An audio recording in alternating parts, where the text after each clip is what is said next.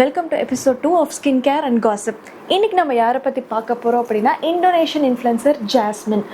இவங்களோட மெயினான கண்டென்ட் என்ன அப்படின்னா, அவங்க ஒரு 3 இயர்ஸ் முன்னாடி பிரேக்கப் ஆனும்போது செல்ஃப் கான்ஃபிடென்ஸ்க்காகவும் கேர்ள்ஸ்க்கு வந்து செல்ஃப் லவ்வை பற்றி ப்ரீச் பண்ணுறதுக்காகவும் ஆரம்பித்த சேனல் அப்படின்னு சொல்லிட்டு கம்ப்ளீட்டாக மென்னை வந்து டிஃபேம் பண்ணுற மாதிரி பேசுவாங்க. இண்டிபெண்ட் கேர்ளுக்கு வந்து பாய் தேவையில்லை, அவங்க வந்து தானாக அவங்கள பார்த்துக்காங்க, லவ் அப்படின்றது வந்து கைண்ட் ஆஃப் ஒரு இல்யூஷன் மாதிரி தான், லைஃபுக்கு வந்து அதை விட இன்னும் நிறைய விஷயங்கள் தான் கேர்ள்ஸுக்கு வந்து ரொம்ப கரெக்டாக இருக்கும் அப்படின்ற மாதிரியெல்லாம் பேசுவாங்க. பிக் சிஸ்டர் அப்படின்ற ஒரு வைப்பில் அவங்களோட ஆடியன்ஸ் பார்த்திங்க அப்படின்னா எல்லாருமே டீனேஜர்ஸ்.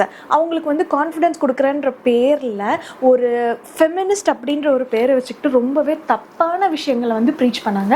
பட் அது வந்து அவங்களுக்கு நிறையா யங்ஸ்டர்ஸ்க்கு கனெக்ட் ஆனதுனால ஒரு 1 இயர்க்குள்ளாரியே கைண்ட் ஆஃப் மில்லியன் ஃபாலோவர்ஸ் அவங்களுக்கு வந்துட்டாங்க.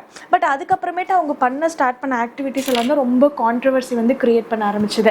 என்னன்னா, அவங்க ஒரு சைடில் வந்து இந்த மாதிரி லவ் அண்ட் மென் எல்லாம் வந்து எப்போவுமே சீட் பண்ணுவாங்க, அது நமக்கு தேவையில்லை, ஒரு கேர்ள்னா ஸ்டாண்டர்ட்ஸ் ஹையாக இருக்கணும் அப்படின்ற மாதிரி பேசினது மட்டும் இல்லாமல் ரிலேஷன்ஷிப்பை வந்து இண்டிபெண்ட் உமனுக்கு வந்து நிறைய விஷயங்கள் வந்து தடையாக இருக்கும்னு பேசினாங்களா. ஆனால் இன்னொரு சைடில் ரியல் லைஃப்பில் வந்து அவங்க கமிட்டடாக தான் இருந்திருக்காங்க. சடனாக ஒரு நாள் வந்து இதுதான் என்னோட பாய் ஃப்ரெண்ட் அப்படின்ற மாதிரி லான்ச் பண்ணது மட்டும் இல்லாமல் லவ் இஸ் த பெஸ்ட்டு, லவ்னா எப்படி இருக்கணும், என் பாய் ஃப்ரெண்ட் வந்து என்னை எப்படி ட்ரீட் பண்ணுறாங்க அப்படின்ற மாதிரிலாம் ஒரு மிஸ்கைடடான இன்ஃபர்மேஷன் கொடுத்தாங்க. அதுக்கப்புறமேட்டு கொஞ்ச நாள் கழிச்சு பிரேக்கப் ஆயிடுச்சு அப்படின்னு சொல்லிட்டு பிரேக்கப் ஆனதுக்கு ரீசன் சொன்னாங்க. என்னன்னா, வேலண்டைன்ஸ் டே அன்னைக்கு அவங்களோட லவ்வர் வந்து ஒரு பெரிய ஹோட்டல் புக் பண்ணி எக்ஸ்பென்சிவான ஜுவல்லரி எல்லாம் அவங்களுக்கு கிஃப்ட் பண்ணல, அதுதான் ரீசன் அப்படின்ற மாதிரி அங்கே ஆரம்பிச்சது அவங்களோட கான்ட்ரவர்சி. இது கூட வந்து கொஞ்சம் சரி பர்சனல் ப்ரிஃபரன்ஸ், இவங்க மணி மைண்டடாக இருக்காங்க, லவ்வில் வந்து மணி தான் முக்கியம் அப்படின்ற மாதிரி பேசுகிறாங்க அப்படின்ற மாதிரி நிறைய பேர் டிஃபெண்ட் பண்ணாங்க.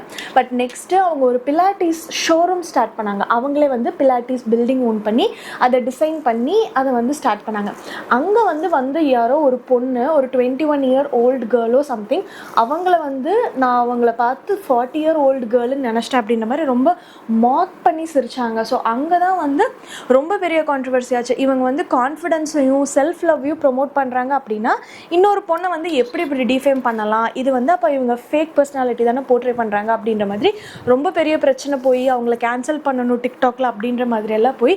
பட் இன்னமும் அவங்க வந்து கண்டென்ட் க்ரியேட் பண்ணிட்டு தான் இருக்காங்க. பர்சனலாக அவங்களோட கண்டென்ட்டும் அவங்களோட வே ஆஃப் ஸ்பீக்கிங்லாம் பார்த்திங்க அப்படின்னா எனக்கு ஓகே, சும்மா டைம் பாஸுக்கு ஒரு ரீல் பார்க்கலாம், 2 ரீல் பார்க்கலாம். ஆனால் கண்டினியூஸாக அவங்க பேசுகிற அந்த ஹை பிச் வால்யூமும் அவங்களோட அந்த மெசேஜும் வந்து பர்சனலாக எனக்கு வந்து கனெக்டிங்காக இல்லை.